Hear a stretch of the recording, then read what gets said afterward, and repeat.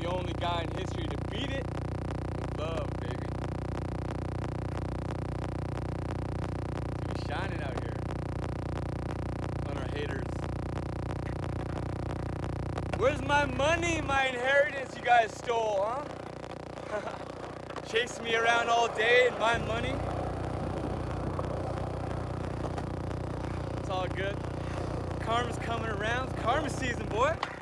People getting sick around me because they be plotting bad things about me, doing spell work on me, and it's the whole damn community. Delta, North Delta, BC. Yeah. There ain't many nice people here, I'll tell you that. But I love them still. I forgave them 3 weeks ago. I've been doing this for 3 months.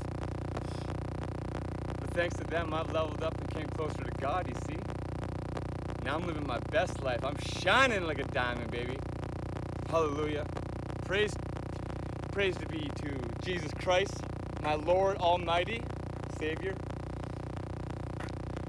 For I was nobody, but now I am somebody, thanks to Him. Through God's grace, He gave me the Spirit. I'm full of God, baby.